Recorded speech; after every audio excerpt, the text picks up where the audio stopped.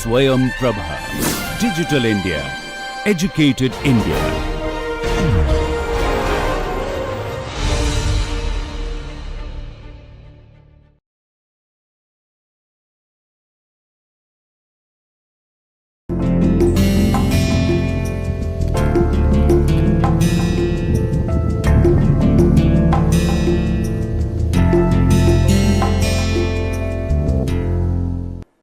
Hello and welcome to NPTEL's course on communication skills. This is module number 4, lecture number 1, and this module is on a very important and integral part of communication skills, that is listening skills. Now, if you look at the title slide on listening skills, I have just put the question, have you heard? I am just implying another question. Have you heard or have you listened? Now, this is something that you will be keep asking, and I will answer through various ways when I am talking about listening skills. So, keep thinking, have you heard something recently? Have you heard a lecture or have you listened to something, a lecture or even a discussion? So, keep thinking about it, and in this module on listening skills, basically you will learn about listening as an integral part of communication skills. So, in the previous lectures already we have spent enough time on communication, the process of communication, barriers to communication and all that. Having set a background on communication as such, now we need to know how listening is forming a very integral part of communication skills as such. Once you know why it is so important as an aspect of communication skills, then you should also know the significance of effective listening. At the outset I said I am going to make a difference, basic difference between hearing and listening, and then I am also going to make a slight modification with regard to listening. I am just going to tell you that when I am talking about listening, actually I am going to talk about effective listening. When I say effective listening, I am just trying to make you move from a stage where you are just a mere communicator to becoming a good communicator, and when you are an effective listener, you are actually becoming an effective communicator. So, the significance of effective listening will be discussed with you, and then once you understand why it is significant, then you will come to know about the types of listeners. You will be surprised to know that there are types, there are attitudes towards listening which determine the types also. And overall, what are the barriers to listening? What are the deterrents? What are the stumbling blocks? Even if you want to become an effective listener, what are the blocks, the mental blocks, the emotional blocks, even the physical blocks which actually deter you, prevent you from becoming an effective listener? So, we will look at those blocks also, and then towards conclusion I will try to give you some overall tips about using listening as an integral part for effective communication. Now, let us begin with communication and then try to relate that with listening. Now, first, so much so about communication we have discussed in so many modules and lectures before. Now, generally what is that's underlining communication? Communication is basically important for human relationships, and communication and human relations go hand in hand. What does it mean?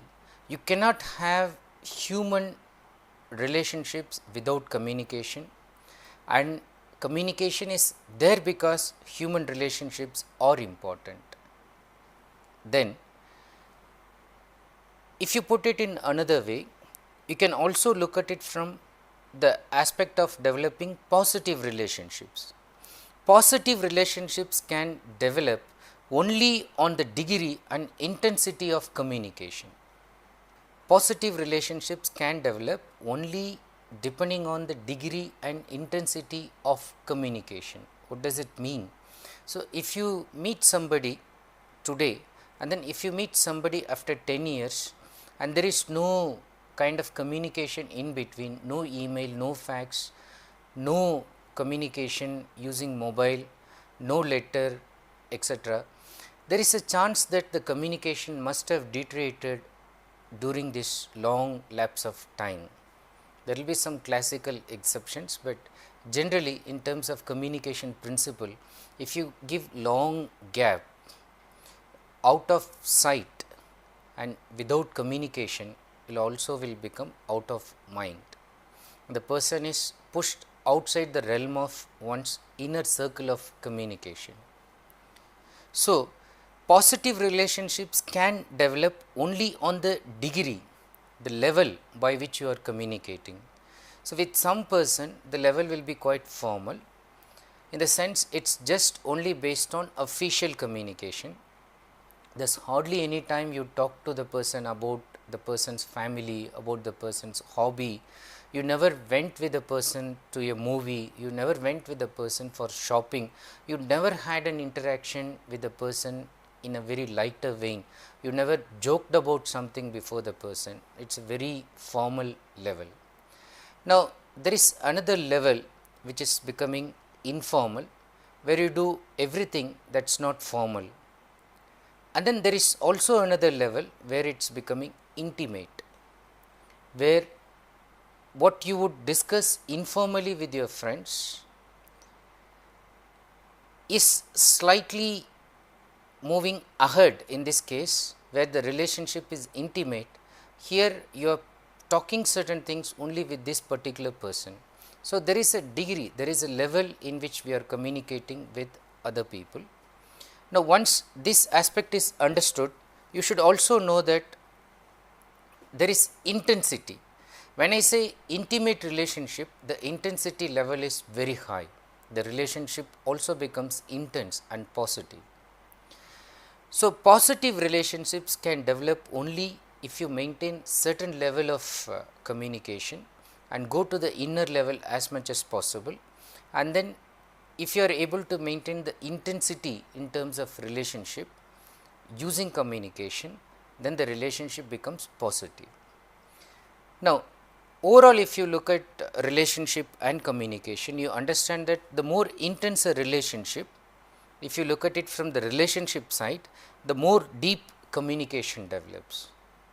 So, what does it mean? If you have put a kind of wall between you and the other person, if you have created a kind of mental emotional fence and you are not allowing the other person to enter into your personal realm, the day you decide to remove that fence, probably the day when the other person made a light-hearted remark, you also found something funny in the other person and you removed the fence. When you are removing the fence, you are also letting the other person in. Communication is a two-way process. You open up something and something else comes within, and then it nurtures the relationship. So, the more intense a relationship, the more deep communication develops. So, it is a two-way process. One, you are using communication to develop relationships. The other, from the other hand side, you also develop a relationship and then use communication to fortify that relationship, to strengthen that relationship, to make that relationship very, very strong, and that can be done only by using communication. So, communication is very integral for making relationships. Now, once you have understood that aspect of communication, let us also know some misconceptions about communication. What are the basic miscommunication, especially in relation to speaking and listening? Many people think that speaking is communication. Many people think that speaking is communication. That means speaking is synonymous with communication. If you speak, it means you are a good communicator. So they think that good speaking is good communication. If somebody speaks very fluently, they think that he is a fluent communicator, and they also think that the person is able to communicate effectively, thinking that the person is speaking very fast. So much so, many people have the other misconception that talkative people communicate better than calm and silent people. Many people think that those people who talk more compared to those people who remain calm are the ones who communicate better. They think that people who talk more communicate better. Now, as I said at the beginning, these are misconceptions. Speaking is not just communication, there are other skills involved in communication. Good speaking is good communication, not 100%. Good listening is much more important in certain occasions than just good speaking. Talkative people communicate better than calm and silent people? 90% no. It's the calm and silent people who are better in listening, who observe what others do, who think, critically evaluate the other communicator before their response. Talkative people tend to block their mind, tend to block them emotionally while talking, and they are totally becoming insensitive and callous towards the audience who is responding to them using certain non-verbal behavior, which is again ignored by these talkative people. So overall, people have another misconception that they think that to be a good speaker, you don't have to be a listener at all. So you just speak. Now, this is a basic misconception, because how many times you have come across those people who keep talking and most of us run away from them just because that we find them utter bores. They will come, they will talk only about themselves, about what they know. What they don't know, they'll say it's rubbish, they'll tend to ignore that. They don't give chance to others and they keep talking. Now we know that they are very poor communicators and they are not very popular among us, just for the reason because they are not good listeners. So what I am trying to tell you on all these misconceptions, or trying to clear all these misconceptions, speaking is good, a good part of communication. But thinking that only speaking is communication is a misconception, because listening is much more important. And then thinking that somebody who can speak more, who talks more, will be able to communicate better is again a wrong thinking, because often the person who speaks more need not be an effective communicator. Sometimes he creates technically what we call in communication as noise. He can even cause lot of disturbance in communication by talking more, using more than the number of words required than what is actually to be conveyed. Some more misconceptions about listening before we actually get to know listening as an integral part of communication, as a significant aspect of communication.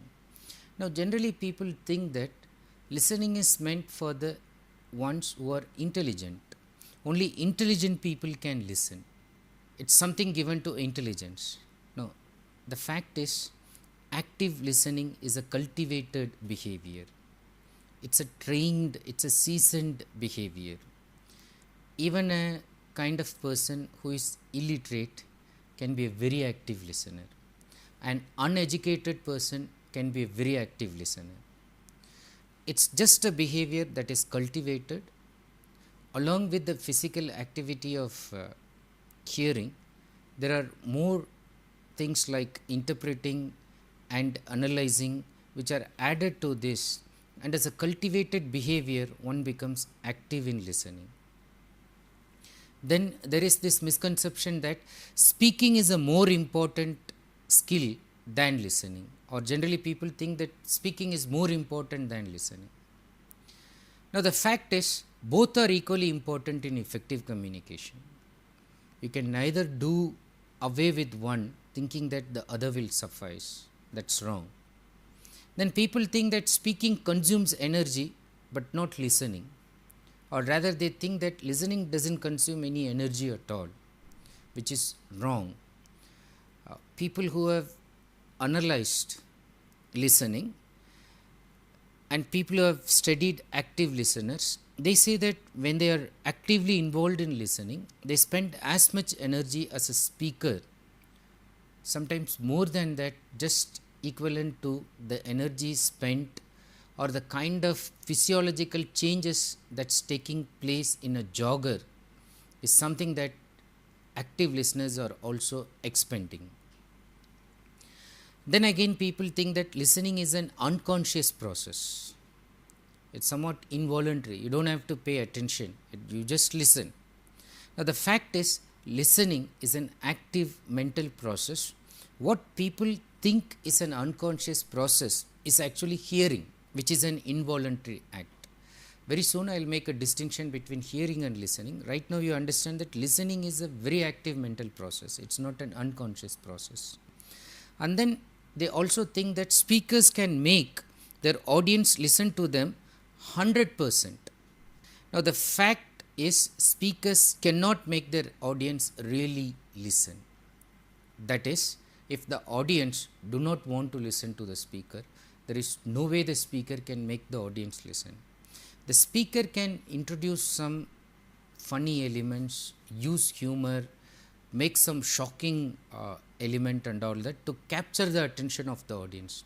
But to retain it and to make them listen to his speech continuously, he needs the cooperation of the audience also. The audience should be motivated to listen to him. He can of course try to motivate the audience, but the audience should be motivated. The audience should be able to see a purpose in listening to the lecture. The audience should not be distracted. The audience should not be daydreaming. The audience, in short, should not be having any barriers to listening. Now, if there are barriers to listening, it's absolutely not possible for the speakers to demand listening as part of their speaking skills. It's not possible. It's the audience who control, not the speaker, especially in terms of listening in regard to communication. Now, once again recalling what we have been talking about communication skills in general in the previous lectures, I've been highlighting these 4 aspects of communication skills. The reading skill, which is perhaps on the foremost in some cases. In some cases, the speaking is the foremost, but looking at the stages, reading skill, then listening skill, writing skill and speaking skill. Now all are integrated. To think that I will develop only speaking and I will become a good communicator is a very faulty thinking, because without reading, without listening and without writing, one cannot actually become good in speaking.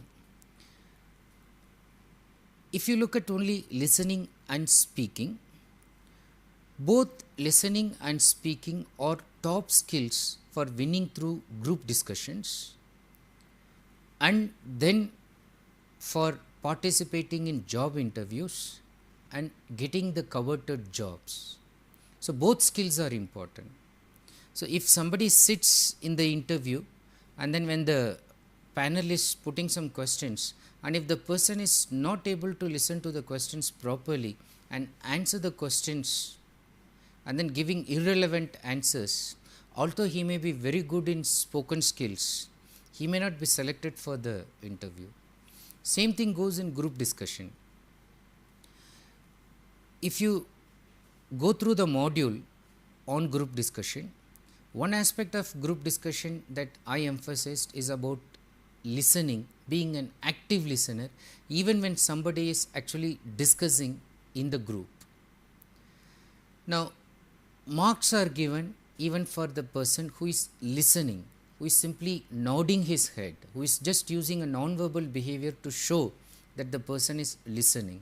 So, even in group discussion, before one responds, active listening is very important. So, both are top skills for winning through GDs, for getting through interviews and then getting promotion in jobs, even getting some very lucrative offers These two are very important and topmost skills.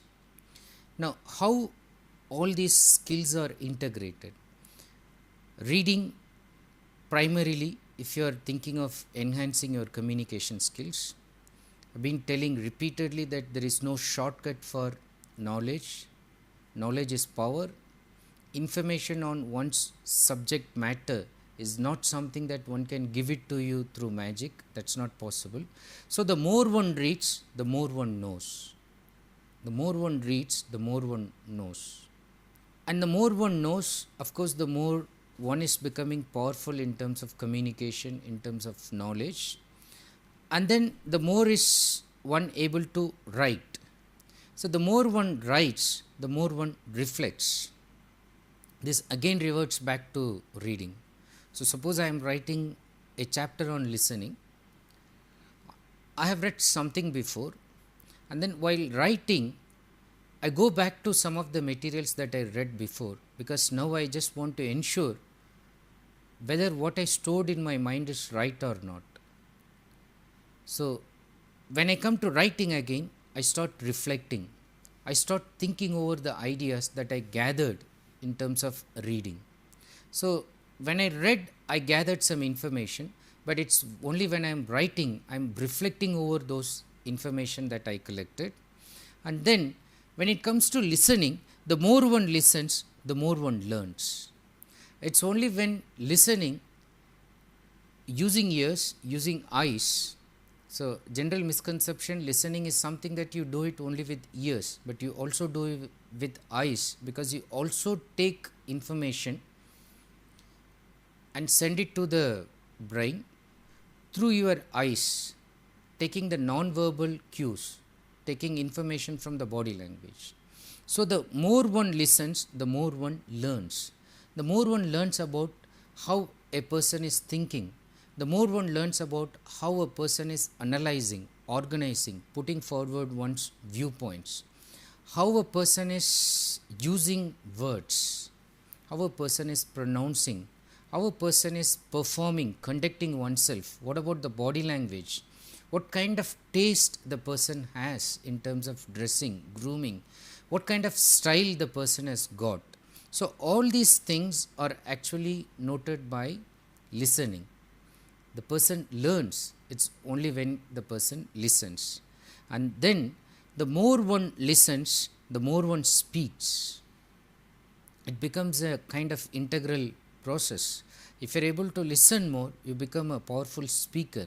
And when you become a good speaker, you also become a good communicator, and automatically you start communicating more. So, you can look at how all these skills are integrated and towards contribute to the making of an effective communicator. Now, overall, when we talk about good communication, it's all about good listening basically. So, we can as well say good communication is good listening. How do I explain this? One of the major skills in effective communication is the ability to listen well. You remember we talked about various aspects of communication. We basically referred to communication being a two-way process where there is a sender and there is a receiver. Now, the sender is the one who sends. Maybe if the sender is the speaker, using a particular language to transmit a message through his voice, using a language, using some words. Now, listening is that receiving part of communication. Before the receiver responds, he first listens. Before the receiver gives his feedback, he first listens.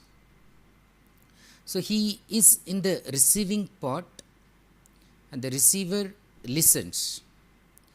It is receiving information through your ears and eyes.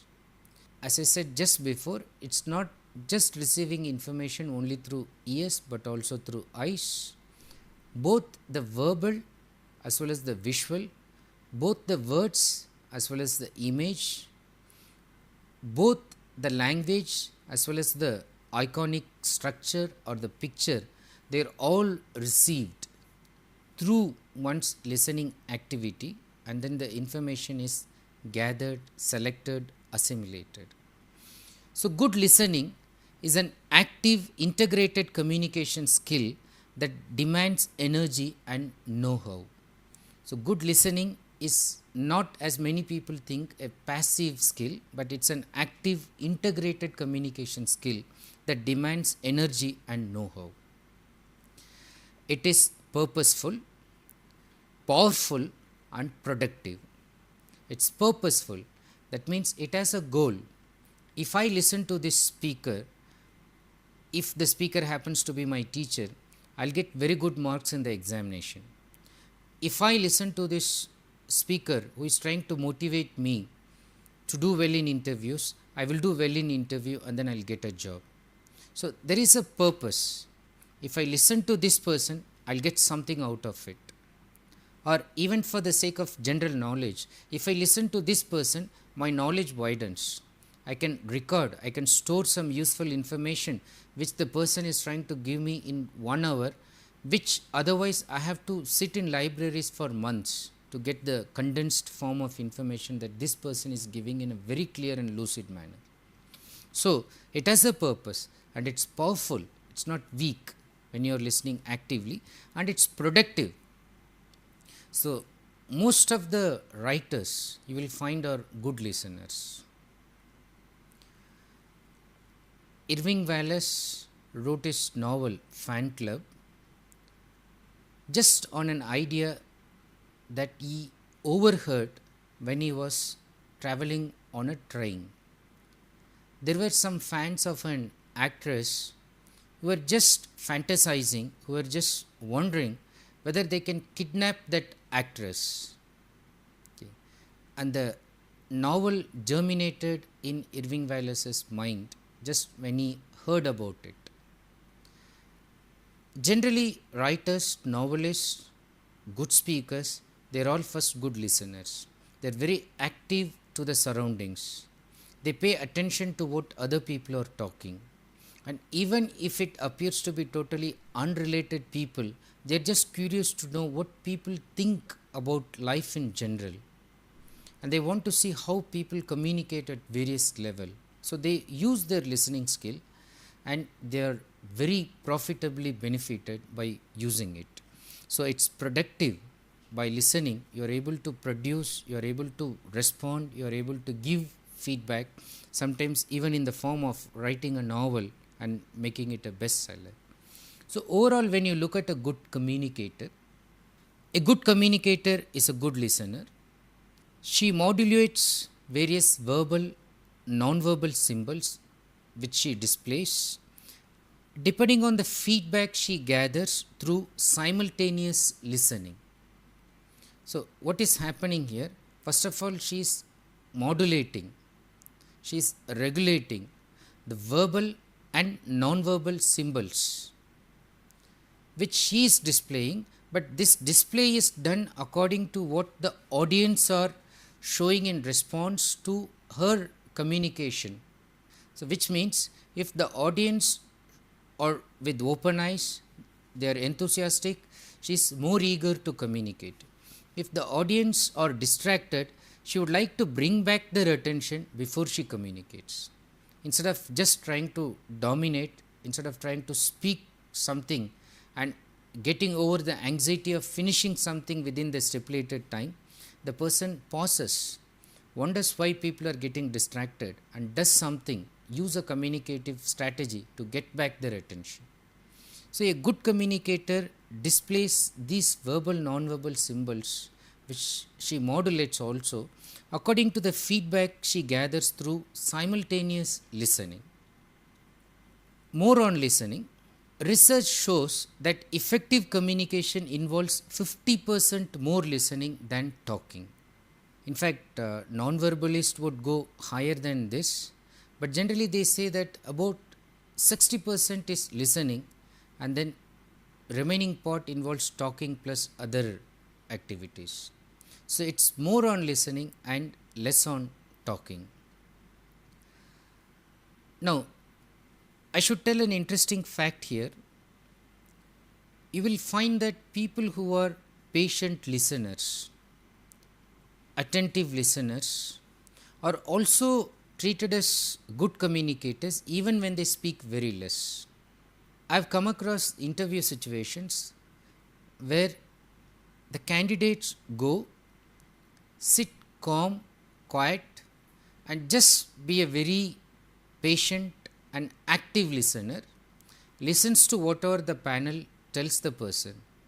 So, there were cases where even the candidate didn't know much about what's happening in terms of the subject knowledge. So, the panel members put some questions. They asked the candidate said, I'm sorry, I'm not aware of this. The first part, I think it's like this, but the second part, I'm not aware. So, the panelists were very happy to explain what it is.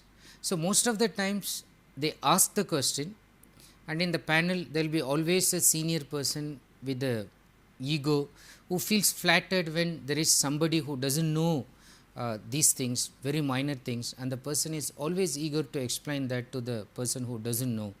So, most of the time what happened, this person listened 60% and 40% of the remaining time, 30% the panel members spoke, only 10% he spoke, but he was selected in the interview. And when the panelists were asked, why did you select him? Most of them were saying that he is very good in communication. Now, what did they mean? They didn't mean that he was talking to us so much, but what they meant was he was able to listen to us. Unlike most of the other candidates who were not even able to listen to our questions, and they were giving irresponsible answers, irrelevant and stupid answers. So, this person was sensible in listening to us, which we treat as a major aspect of good communication, and they selected the candidate also. So, generally it is more about communication and more about listening and less about talking in proportion. Then it is important to realize that listening is not just paying attention to the other person's words, but also to his tone and facial expressions and body language. So, that is why I said just before that it is not just listening to one person's words by using one ears, but it is also keeping the eyes wide open and receiving all kind of facial expressions and body language cues. So, that is important in terms of communication. You must have all heard a very popular song by Simon and Garfunkel, the famous Sounds of Silence. Now, at one point of the song, the singers highlight this aspect of communication in a gathered, crowded city. Okay. In a crowd, what happens? City is full of crowd, and then what's happening there? So, they sing like this. They say that, and in the naked light I saw 10,000 people, maybe more. 10,000 people, maybe more. People talking without speaking, people hearing without listening. You see the difference. People talking without speaking. So, people are just making empty chats, sounds, but without making sense, without making sensible communication. People hearing, people are receiving sounds without listening, without being an active listener, without paying attention to the sounds which are being listened, without arranging them in the mind, without sending useful signals to the brain. They are just hearing without listening. So, people talking without speaking, people hearing without listening is something that should be avoided if you want to become an effective communicator. Now, another important aspect of listening, you should basically understand that listening is different from hearing. Listening is different from hearing. How is that different? Listening is different from hearing because hearing is physical. Hearing is basically a physical activity. You can hear noise. You can be exposed to the noise pollution when you are on a traffic jam. You can hear blaring horns, you can listen to some songs, but basically you start hearing first, you are exposing yourself to the sounds, and when you are just hearing some music without paying attention to the lyrics, you are just hearing, receiving just the sound. So, hearing is a physical activity. So, it is literally the reception of sound waves by ear, receiving the sound waves by ear, that is hearing. If you juxtapose that with listening, listening is a mental activity. It involves the brain, it uses the brain. The sounds which were received or sent to the brain for assimilation, or sent to the brain for storing, or stored in the brain for retrieving information at a later stage. It involves concentration. The brain tells this is an important thing, just concentrate. So, it is a mental activity. If you listen to good communicator, they even when they are keeping quiet, they are seriously involved. They are not just hearing sounds, but they are also just trying to assimilate the sound patterns, the ideas, the message that is emanating from the sounds. Apart from just hearing, it involves reception,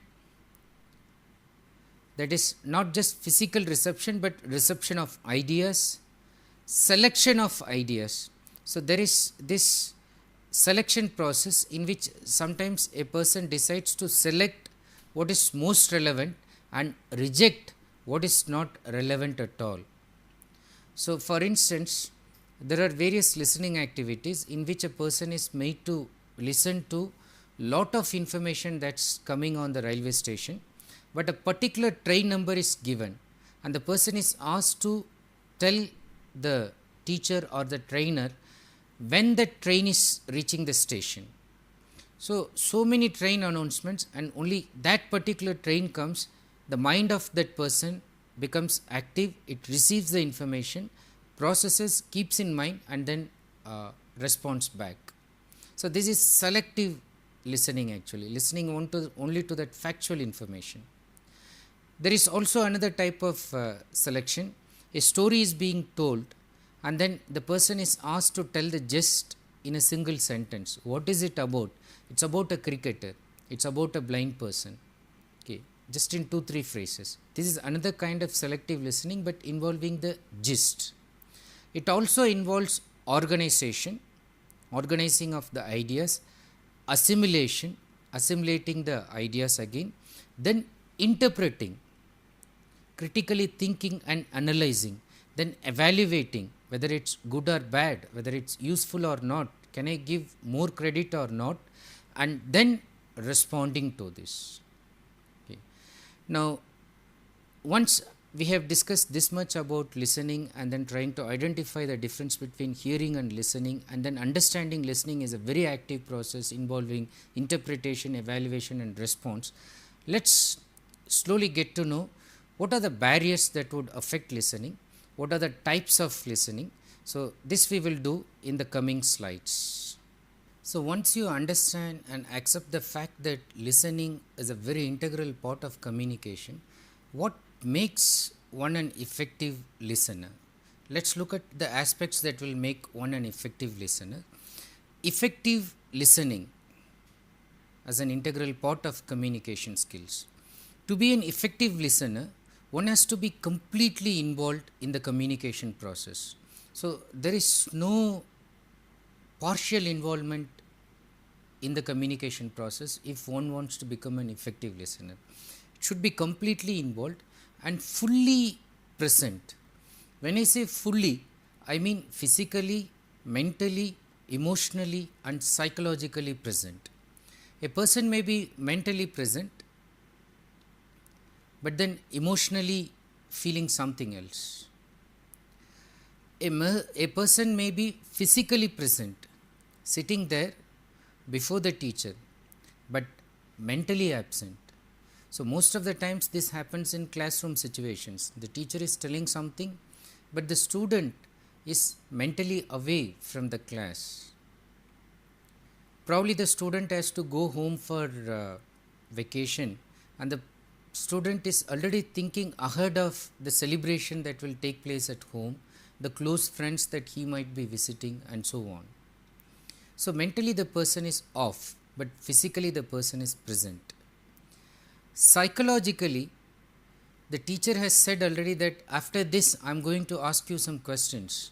So there is a weak student, and then already he is afraid of just going to the stage and answering the questions. He is already psychologically intimidated by certain things. So psychologically the person is off. So when I say that one should be present, one should be physically, mentally, emotionally and psychologically present in all sense, in the complete sense. In effective listening, one should be attentive all the time, and not just being attentive but actively responsive.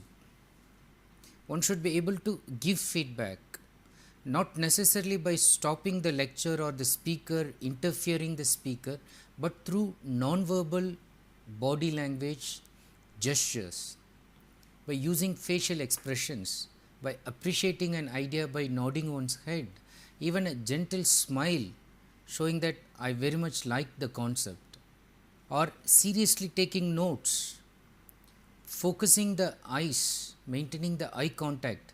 So all these will indicate, even without saying a word, that you are actively and attentively involved in this listening process. Now the effective listener should be conscious of and in complete control of preoccupations. So there will be so many things occupying one's mind. So one's vehicle has very less petrol, and while coming the person heard that there is going to be strike for the next 2-3 days. Now the petrol bunk is likely to close at 1 o'clock, and the teacher is still saying something seriously at 12:50. The class should be over by 12:55. You have just 3-4 minutes to go to the bunk, but already the teacher is expanding the lecture. So what happens to the mind is, already the person is preoccupied with this thought. The mind will not pay attention. So one has to throw all these preoccupations before becoming an effective listener, or at least one should try to control that. Tell the mind, whatever happens, let it happen, but let me focus on the lecture now, and control the distractions. People get distracted for very small things, especially in classroom. When somebody is passing by, immediately all the students turn their attention towards that side. A bird chirping, some noise, so everybody would like to know what's happening. So getting distracted even for very minor things should be again avoided. For effective listening, the mind should be open. What do I mean by this? As Robert Schuller said in one of books, the mind is like a parachute. It functions only when it is open. So the mind is like a parachute, it functions only when it is open. You see the analogy.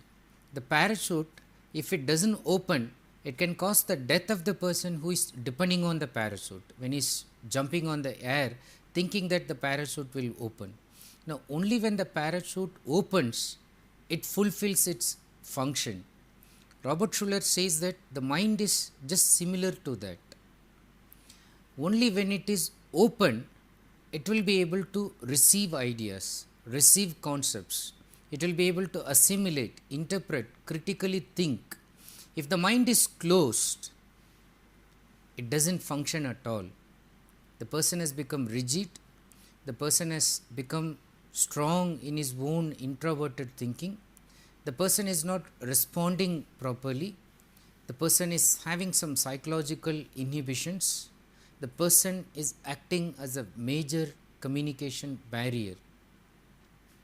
So the mind is functioning like a parachute, it functions only when it is open. To keep the mind open, the eyes and ears should also be open. When the eyes and ears are open, one is listening and one should be actively listening once you keep all these organs open. The next point I would emphasize is that one should listen once the mind is open without prejudice. What is prejudice?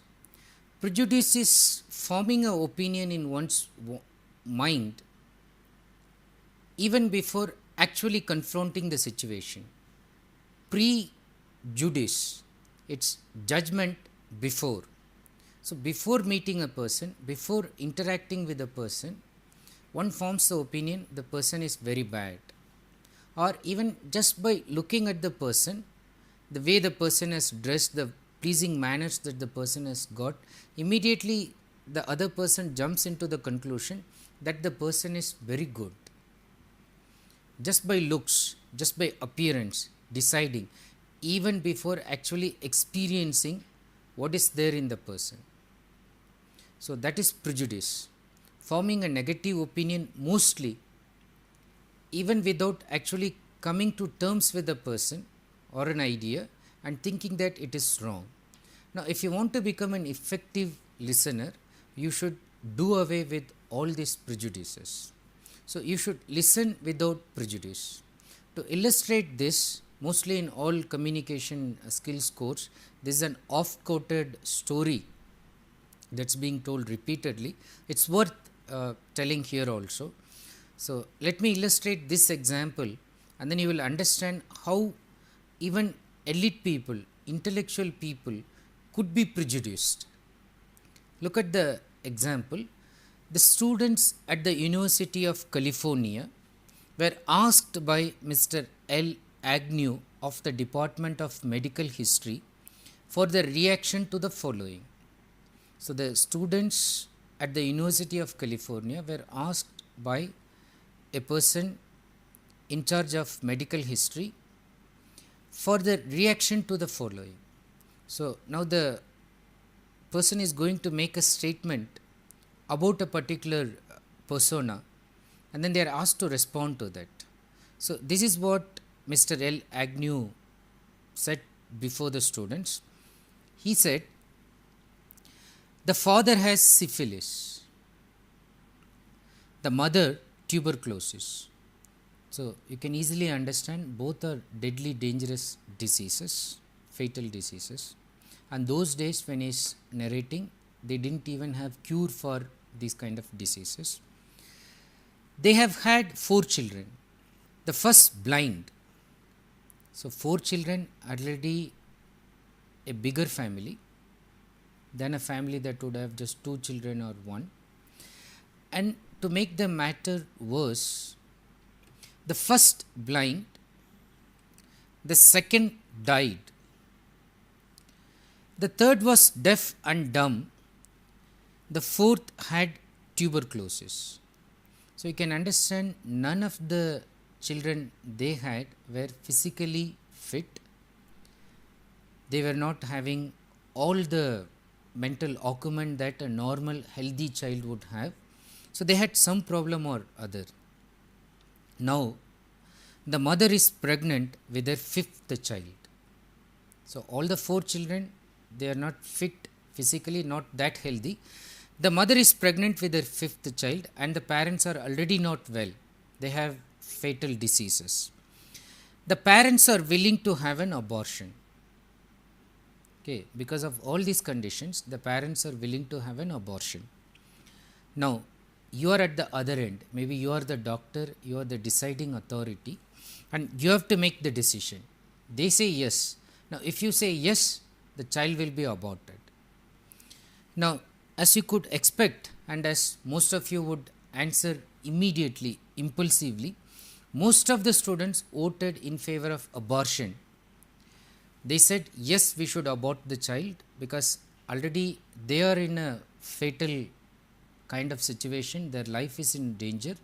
The 4 children they had medically do not have a healthy trend, they have some kind of disability. So, chronologically, historically, hereditary wise, it's expected that the next child will also not be so healthy. So, there is no harm in aborting, and there is meager chance that the child will be able to grow well, because the people are already poor, they are also suffering from their own illness. So, that was the thinking, and most of the students voted in favor of abortion. Now, Mr. Agnew's comment to them was this. He said, "Congratulations, you have just murdered Beethoven. Congratulations, you have just murdered Beethoven." So, that child, that fifth child, was Beethoven. So, for those people who don't know about Beethoven, he was the deaf musical composer. Of course, he was born deaf, but he was a child prodigy. He became a genius who gave his first public performance as a pianist when he was just 8 years old.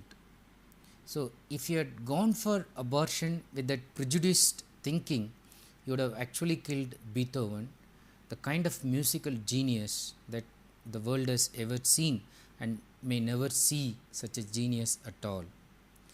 So, think about this.